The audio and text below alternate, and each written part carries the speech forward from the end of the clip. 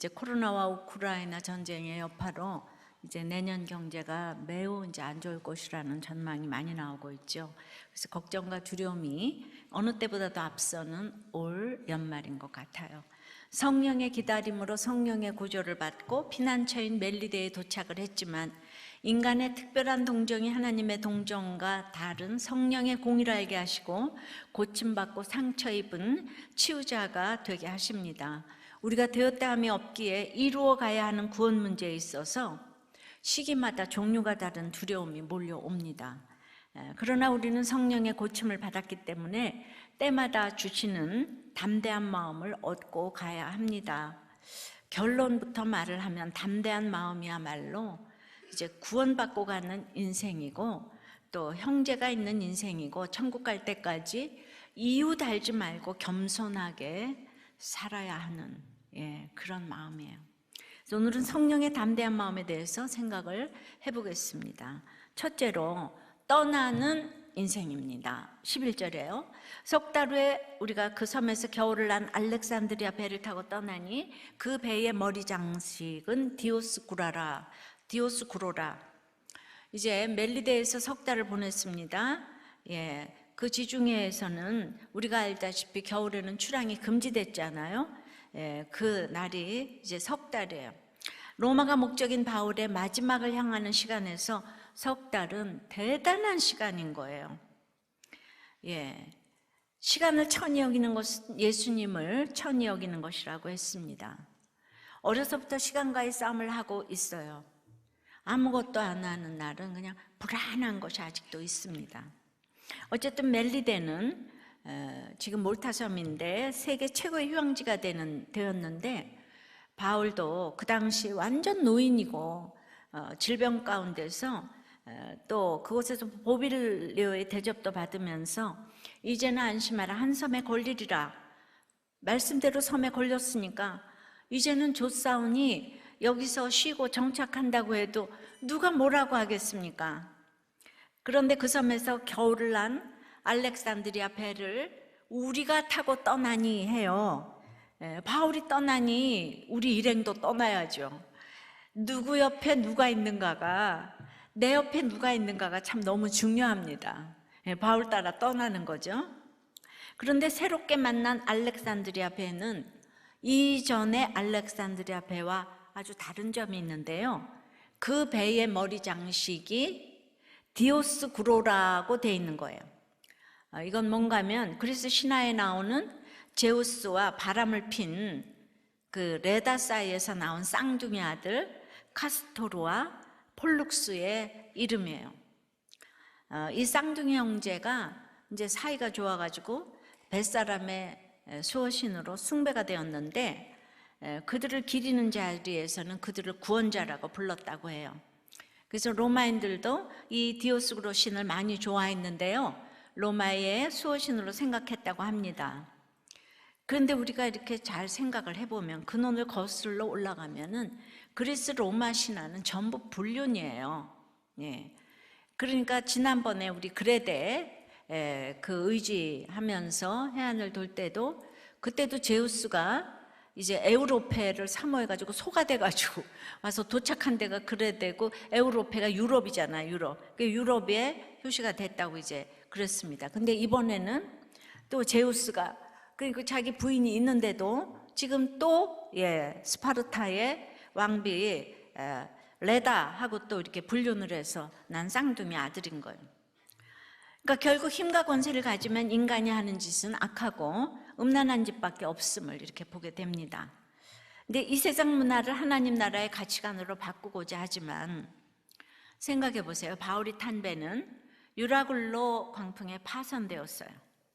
디오스구로를 앞세운 배는 파손하지 않고 게다가 미리 멜리데에서 정박하고 바울까지 태워주게 되었어요. 광풍을 통과하고 여기까지 왔던 배는 난파되었는데 그 배와 출발지가 똑같은 곡물 수송선이 겨울을 그곳에서 나면서 준비되어지고 있었네요. 정말 기이한 일 아닙니까? 똑같이 떠났는데 바울을 싣고 온 배는 파손했고 우상을 섬기는 디오스구로 배는 이곳에서 정박해가지고 배가 온전한 거예요. 그러니까 우리는 바울이 탔으니까 괜찮겠지가 아니라 바울이 탔기 때문에 배가 다 깨어졌어요. 이런 거 생각 못 하셨죠? 그런데 그 깨어짐 때문에 모두가 구조가 됐습니다. 구원이 된 것이죠. 엊그저께 우리 본문, 큐티 본문에 질그릇이 깨어져야 보배가 보이는 거예요. 이 보배가 깨어져서 보이는 그 마음이 바로 담대한 마음이 되는 거예요. 그러니까 좋고 나쁘고를 우리 생각으로 정하면 안 되는 거죠. 그러니까 구원으로 생각하면은 이렇게 담대해지는 것이 있어요. 바울이 타서 우리는 언제나 붙고 잘 되고 할 거다 이런 불안한 마음이 있잖아요. 근데 깨어져도 붙어도 이게 구원 때문이다 생각하면 사람이 담대해지는 마음이 생기는 거죠. 그러니까 예수 믿었더니 된 것이 무엇이냐 할 때 우리가 담대해지는 것이 구원보다 더 좋은 것이 어디 있겠어요, 이 세상에. 내가 하나님의 자녀인데 담대해지는 거죠. 바울은 이런 헬레니즘 문화를 표방하는 배를 여전히 타고 로마로 향합니다. 그 배에 예수 그리스도 하나님의 아들 구원자라는 뜻의 그 물고기 표시인 익투스 아시죠? 그것으로 뱃머리 장식을 하고 떠나야 하는데요. 왜냐하면 그때 당시에 물고기 표시가 초대교회 당시는 비밀 표시고 죽음도 불사하는 표시였죠.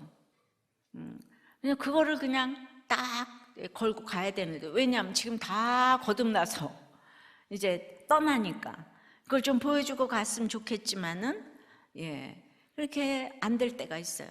2000년이 지난 지금 우리의 물고기 표시는 믿는 자에게 다 알려져서 자동차의 목걸이에 그냥 다 헬레니즘 문화처럼 곳곳에 달아놓고 그려놓고 그렇지만 하나님 뜻대로 살려고 하기보다는 부적처럼 붙여놓는 시대가 되어서 그게 종류가 다른 또 디오스구로 표시가 된 거죠.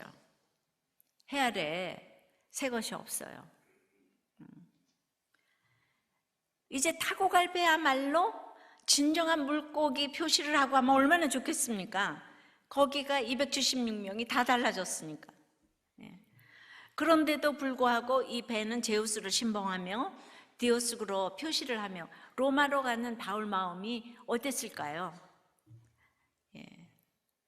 저는 이 월드컵을 하면서 믿는 사람도 많지만은 얼마나 안 믿는 사람도 많겠습니까? 전 세계 축제라고 하지만은 정치요, 돈이요, 권세요, 이 모든 것이 지금 모여서 이기면 좋고 죽으면 막 죽고 싶고, 아니 지면은 막 죽고 싶고, 이게 스포츠 정신이 정말 실종이 되고, 우리는 뭐 치킨 해놓고 그냥 관람만 하면 되지만은 치킨 시켜놓고, 그렇지만은 또 많은 사람들이 응원 나가지고 또 이렇게 밤중에 나가니까 또 술을 먹고 이렇게 되는 것도 있을 수가 있죠. 이거 지금 너무 믿음이 좋은 바울이 지금 제우스를 신봉하면서 디오스 구로가 장식된 배를 타고 출발을 했다 이거예요. 그러니까 우리가 형식이 본질이 너무 중요하지만 형식이 따라주지 않을 때도 있어요. 그 시대의 문화 이런 거. 그러니까 이런 것들을 좀 생각하면서 가자고요. 뭐 안 그러면 디오스 구로 그 표시를 다 때려 부셔요? 그렇지 못할 때도 있어요. 말씀대로 살아난 경험을 했기 때문에 이제 바울 일행은 뱃머리에 우상을 모신 우상숭배를 배를 타고 있지만은 그 우상숭배를 넘어서 참 하나님을 의지하며 항해를 시작합니다. 속은 다 하얀데 지금 빨간 배를 탄 거예요. 사과처럼 하얀데. 그럴 수도 있어요. 우상숭배를 넘어선다는 것은 내 안에 가득한 우상을 발견하여 버리는 거예요. 우상숭배의 죄악을 회개하는 것이죠. 우상숭배를 어떻게 회개하겠습니까? 내가 섬기던 우상이 무너지는 사건을 당하고 그 사건 속에서 주님의 말씀을 들을 때 우상숭배의 죄악을 회개할 수가 있는 거죠. 적용 질문이에요. 여러분은 지금 구원받았는데도 여전히 보기만 해도 마음이 든든해지는 디오스구로 그 기호처럼 아직도 내가 떠나지 못하고 있는 우상이나 미신은 무엇인가요? 우리는 아버지가, 친정아버지, 엄마가 예수 안 믿어도 그냥 너무 생각만 해도 마음이 든든해. 뭐든지 나를 다 공급해주고 너무너무 좋다고, 오직 예수만 안 믿어. 그러면 생각할 때마다 하나님 자리에 안 믿는 부모가 가 있겠죠, 그죠?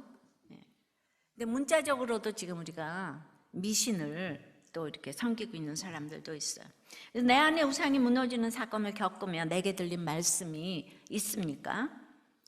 그러니까 여러분은 곳곳에서 익투스를 외칩니까? 디오스그로를 외칩니까? 지금 이 얘기는 하나님이에요, 제우스예요.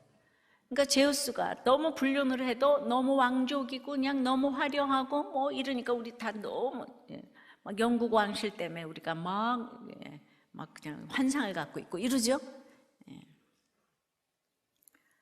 자, 성령의 담대함은 그래서 늘 떠나야 되는 거예요. 아내를 떠나고 남편을 떠나고 자식을 떠나고 돈을 떠나고 명예를 떠나고 우상을 떠나고 그걸 받침해주는 미신을 떠나야 하고, 성령의 담대함을 위해 두 번째는 언제 떠나야 되냐면 남품이 일어날 때 떠나야 돼요. 남품이 일어날 때. 12절 수라구사에 대고 사흘을 있다가 거기서 둘러가서 레기온에 이르러 하루를 지낸 후 남품이 일어나므로 이튿날 보디올에 이르러. 담대함은 우상에서 떠남에서부터 비롯됩니다. 그러니까 우리는 그러면서도 본향을 향해 날마다 떠나야 돼요. 내가 오늘도 또 떠나야 될 것이 있어요. 그러나 바로 이 때를 알아야 돼요. 수라구사, 레기온, 보디올이 두 절에 다 나오는데 석 달 동안 가만히 있게 하실 때는 언제고, 떠나니까 두 절에 세 지명이 연거푸 나옵니다. 오늘 설교의 지명을 지도로 좀 보시겠습니다.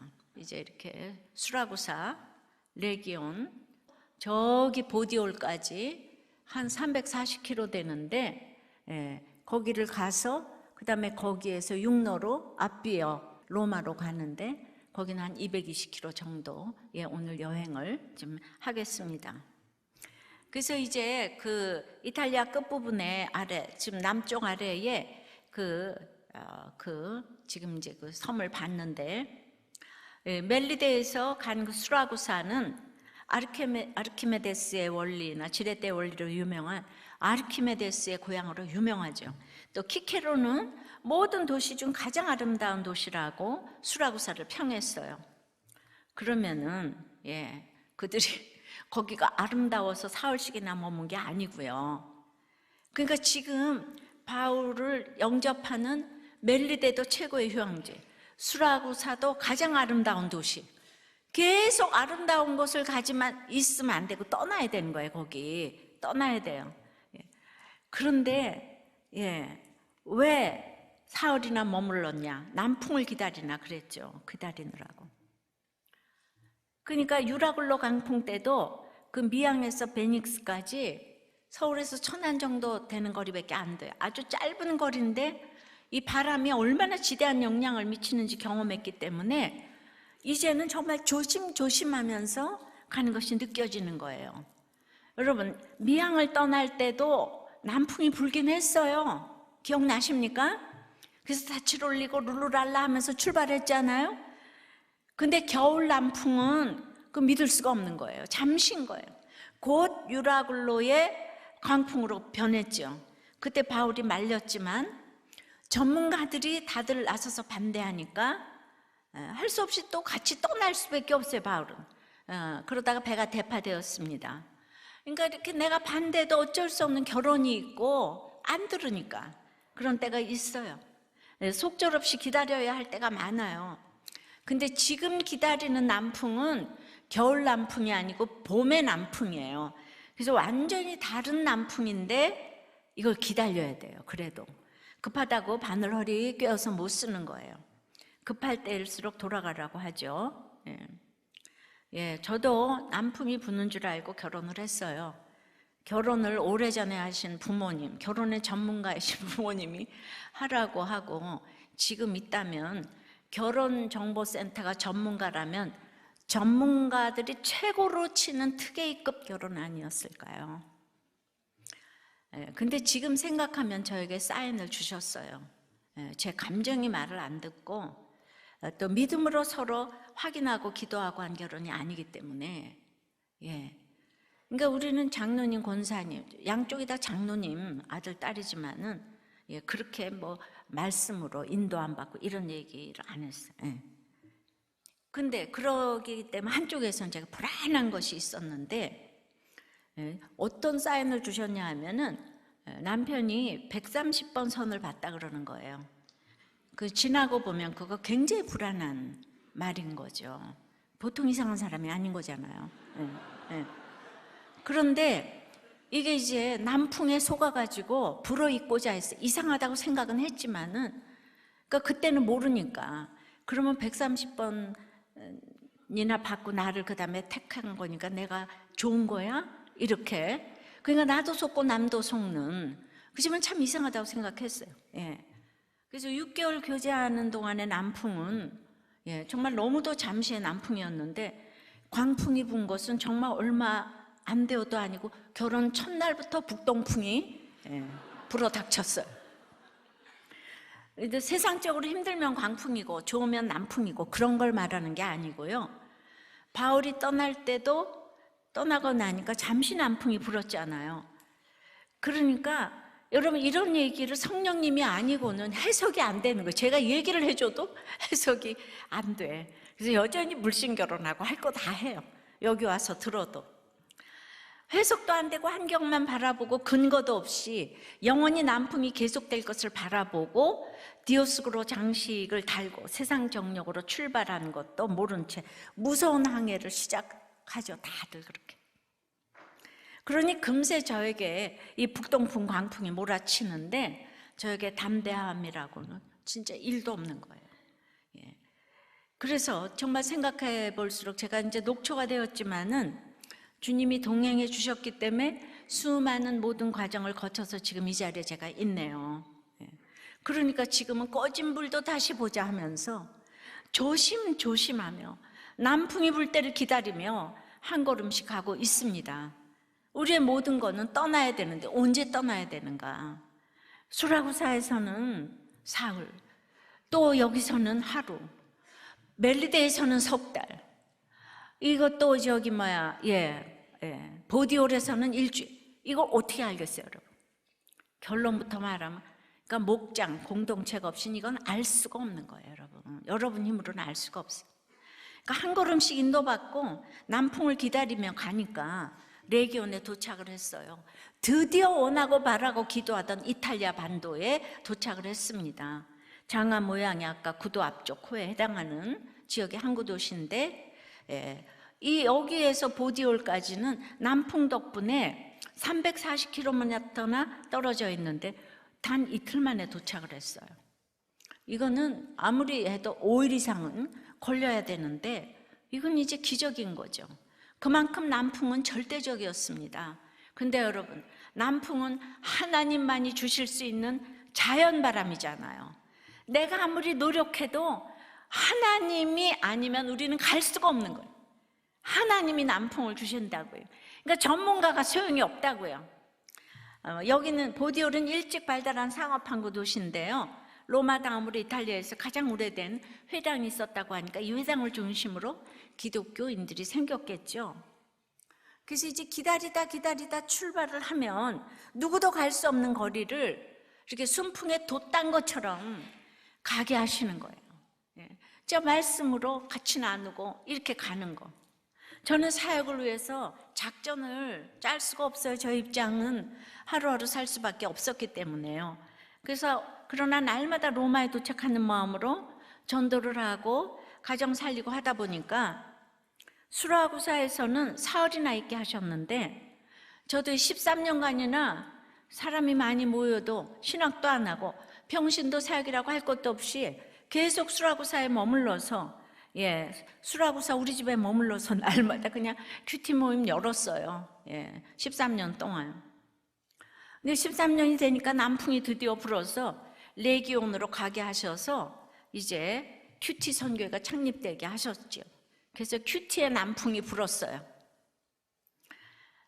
그게 뭔가 하면 교단을 초월하시는 목사님들께서 자발적으로 이사가 다 되어주셨어요. 여러분, 제가 여자 목사죠. 아직도 안수가 안 되는 교단이 많아요.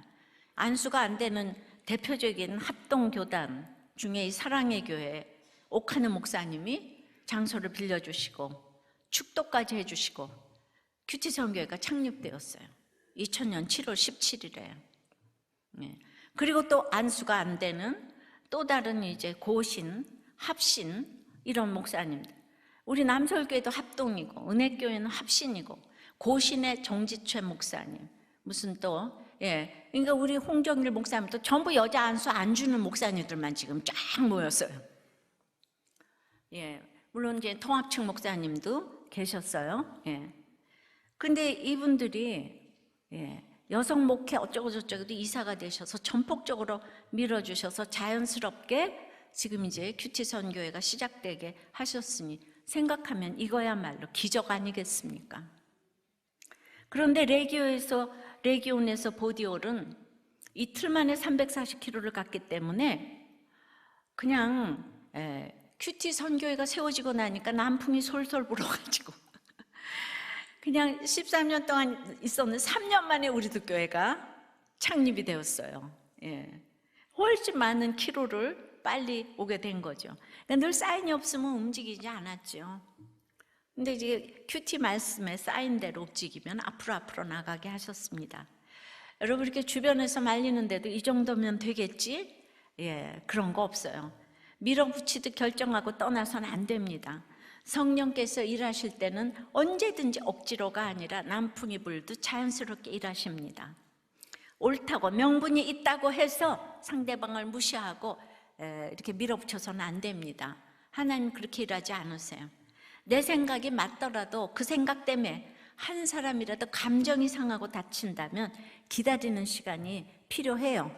물론 여기서 성령의 공의가 또 있어야 되겠지만은 항상 남풍이 불듯 자연스럽게 진행되어야 이렇게 순풍이 불듯 목적지에 갑니다. 이 배에는 이제 3개월 동안 역사상 가장 많은 성경을 집필한 위대한 스승인 바울에게 성경 공부로, 현장 학습으로, 광풍 고난으로, 그리고 이적과 치료로 훈련을 받은 복음 특공대 276명이 타고 있습니다. 이들은 더 이상 바울과 죄수들이 아니잖아요.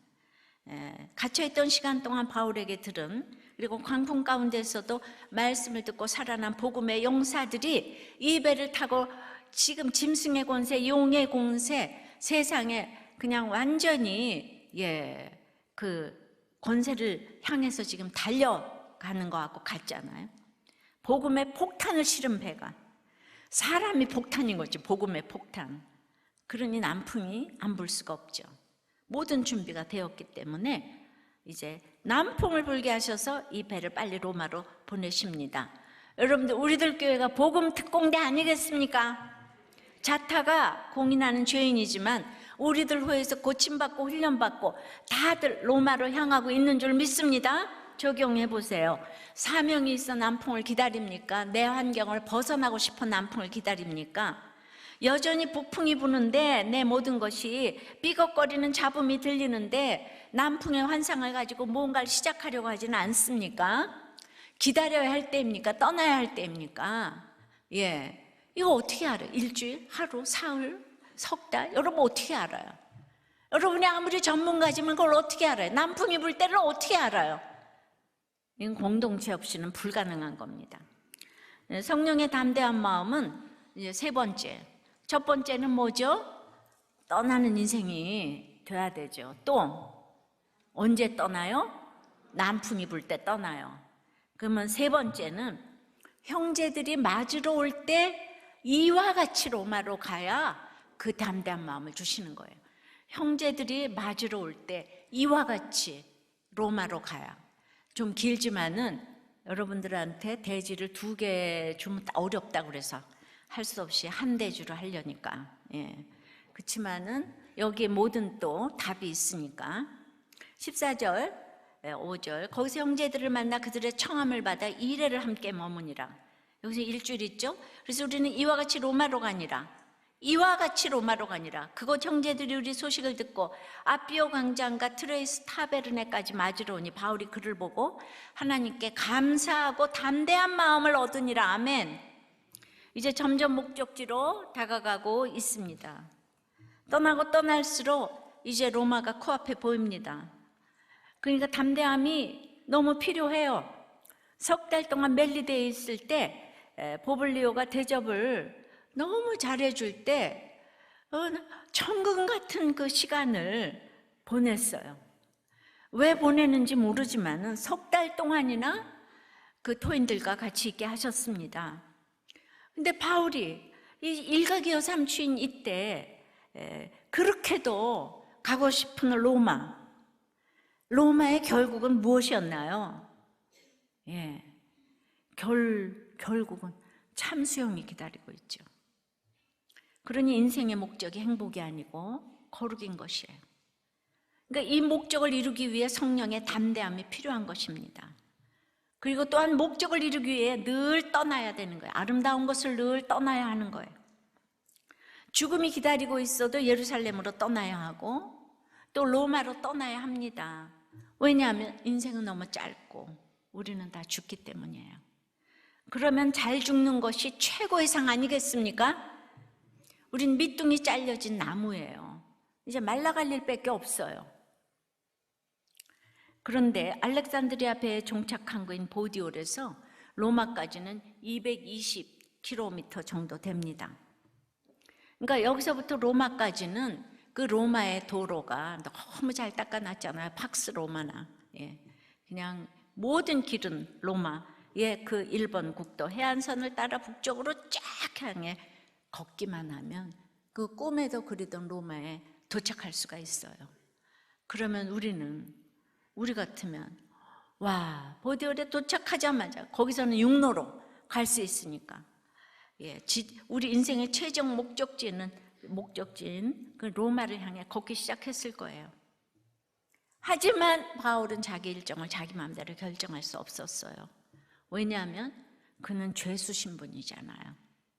바울에 대한 모든 결정은 백부장 율리오의 후송 책임자인 백부장 율리오에게 있는 거예요. 그러니까 마지막까지도 우리가 생각해야 될 것은 내가 죄인이기 때문에 목적지가 바로 눈앞에 있더라도 우리는 묻고 가야 해요. 허락을 받아야 해요. 이것이 하나님이 명령하신 것이라도 내 위에 세워둔 질서에게 묻고 가야 해요.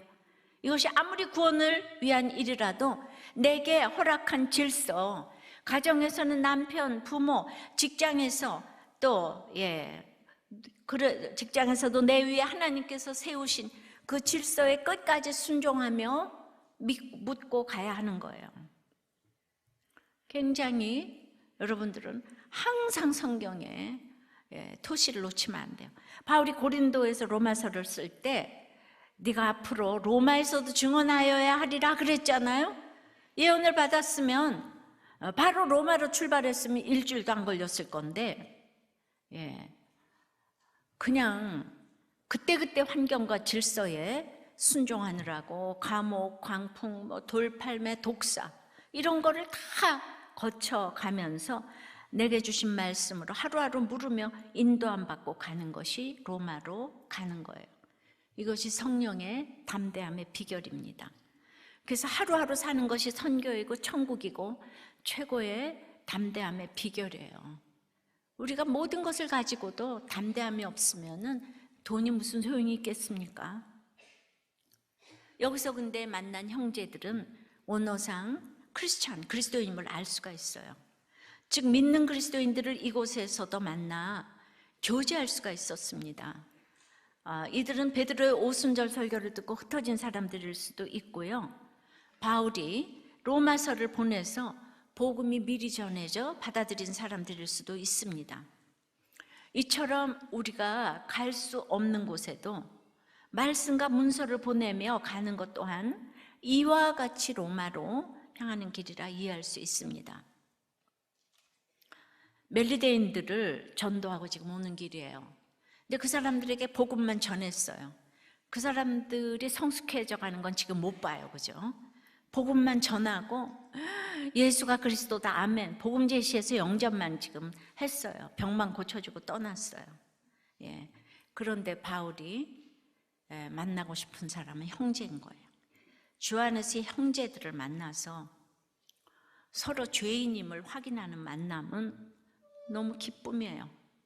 로마로 가는 담대함의 비결이 되는 거예요. 우리가 직접 로마로 갈 수 있지만 가기 전에 먼저 말씀을 전달하는 것도 이와 같이 로마로 가는 길인데요.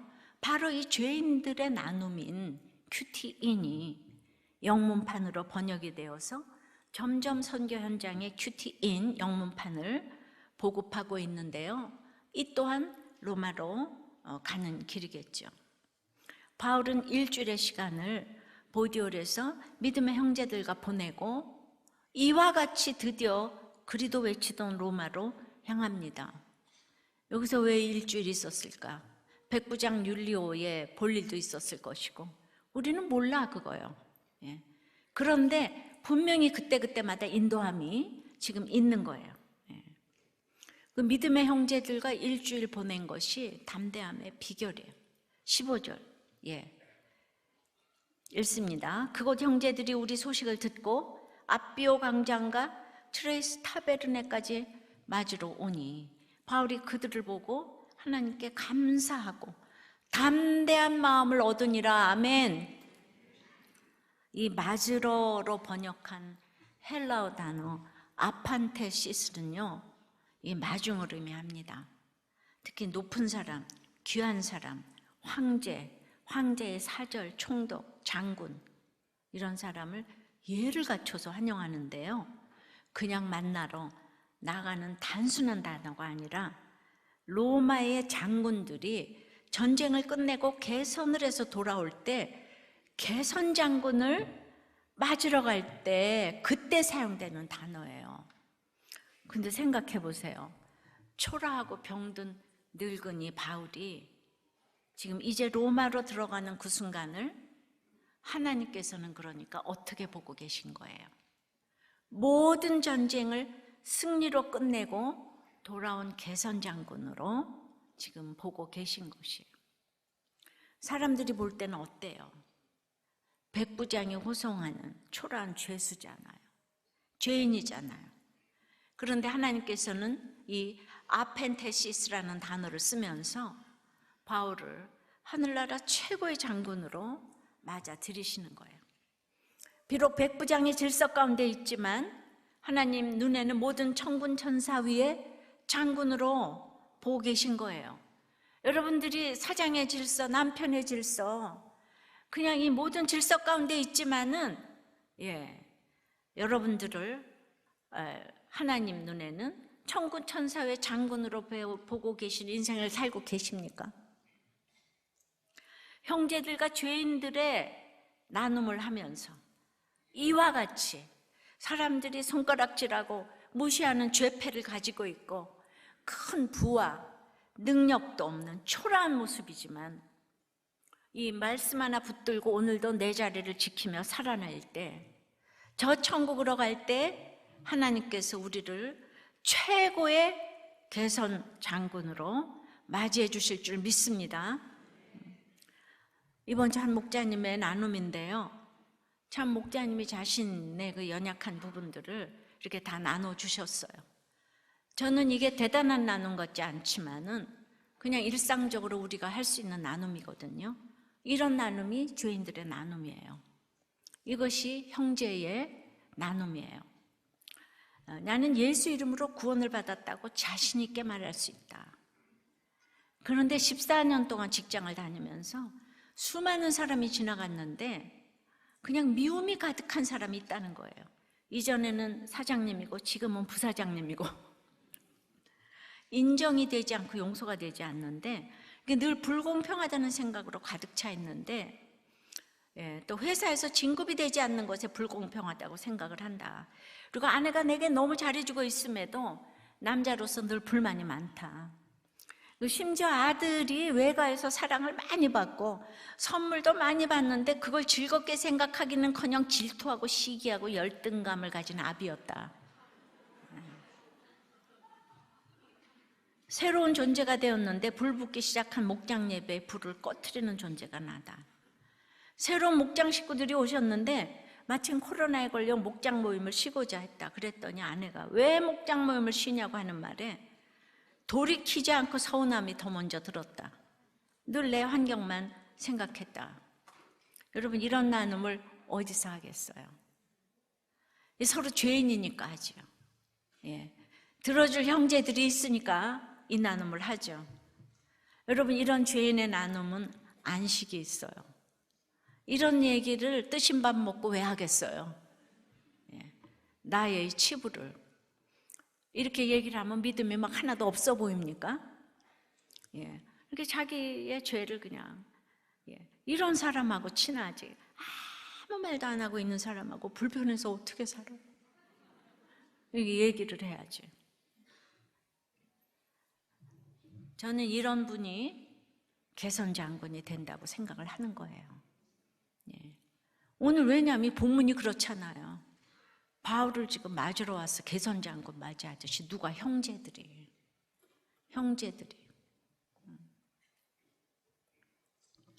로마에서 아비오 광장까지는 64km, 트레이스 타베르네까지는 49km 정도니까 각각 걸어서 한 이틀은 걸렸을 거예요. 근데 로마에서 온 성도들을 보자마자 바울이 너무 반갑고 감격스러워서 하나님께 감사하고 담대한 마음을 얻었다고요. 이건 바울이 난파 직전에 알렉산드리아 호에서 음식을 주면서 하나님께 축사했다고 하는 말과 같은 말이에요. 예. 바울의 소식을 듣고 맞으러 온 로마 성도들의 역할이 이렇게 컸어요. 이틀 길을 걸어서 왔으니까 어떻게 보면 큰 수고 같지만 어떻게 보면 또 별거 아니잖아요.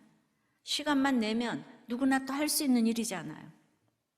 이 소식을 들을 때 관심을 가지면 어렵지 않게 할 수 있는 섬김이에요. 그런데 이 섬김이 바울의 마음을 가장 감동시켰어요. 로마행 여정에 마침표를 찍는 감사와 담대한 마음을 바울에게 주었어요. 우리 성도들의 간증을 듣다 보면 종종 이런 나눔을 하시죠. 목장에서 차려준 밥에 마음이 녹았다, 눈물이 났다, 이런 간증 어렵지 않게 들어요. 큰 고난을 당한 분들일수록 그렇죠.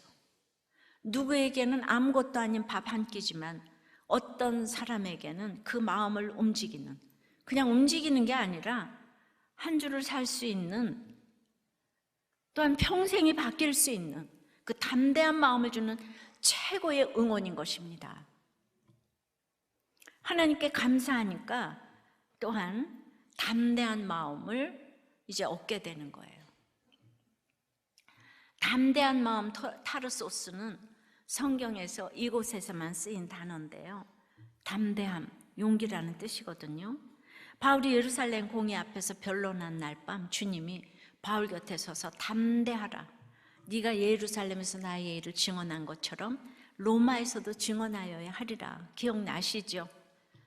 진짜 매맞고 마음이 춥고 힘든 밤일 텐데 우리 주님이 바울 옆에 서서 담대하라. 예수님도 늘 우리 보고 담대하라. 이거 명령으로 쓰셨는데 요한복음 16장 33절이 중요해요. 예. 담대해야 하는 이유는 세상에서는 너희가 환난을 당하나. 예. 요한복음 16장 33절. 세상에서는 너희가 환난을 당하나 담대하라. 내가 세상을 이겨온노라. 환난 중에 어떻게 담대합니까? 이 환난 많은 세상을 주님이 이기셨기 때문이죠. 어떻게 이겼습니까? 그 환난을 어떻게 이깁니까? 바울이 수많은 환난을 당하고 보디올에 딱 도착을 했는데 주님이 개선장군처럼 맞아주셨는데 누구로 인해? 형제로 인해. 형제의 맞아줌으로 인해. 그러니까 어떻게 적용합니까? 내가 내 자리 잘 지키면서 남풍을 누가 줘? 주님이 주잖아. 주님을 붙잡는 거예요. 그러니까 내가 내 자리 잘 지키고 이 믿음을 붙잡는 것만으로도 옆에 사람에게는 큰 담대함을 주는 거예요. 내가 뭐 대단한 걸 하는 게 아니에요. 목장에서 이렇게 하나 나눠주는 게 옆에 사람에게는 아주 담대함을 주는 비결인 거예요. 기도했던 지체가 공동체에 잘 붙어 있고, 그러니까 낙태를 고민했던 자매가 큐티하고 돌이켜 생명을 지키고, 이혼하려고 밤새 고민하고 지옥의 시간을 보냈던 가정을 지키고 믿음 위에 서 있다는 소식만 들어도 저도 담대함을 얻는 거예요. 하나님께 감사하고. 이해가 안 되세요? 여러분들이 이혼을 안 하고 낙태를 안 하고 그랬을 때 바울이 오늘 담대함을 얻는 것처럼 저도 이 말씀이 그래도 이 말씀 부드럽구나. 제가 얼마나 담대함을 얻겠습니까? 이해되시죠? 목자 여러분들도 이게 이해가 되실 거예요. 예. 제가 이번 주에 또 편지를 하나 받았어요. 예. 날마다 큐티하며 성령의 고침을 받고 새로 태어난 이 집사예요. 재혼 가정으로 또 이혼의 길목에서 이제 부부 목장에 한번 참석해보고 그래도 안 되면 이혼하자고.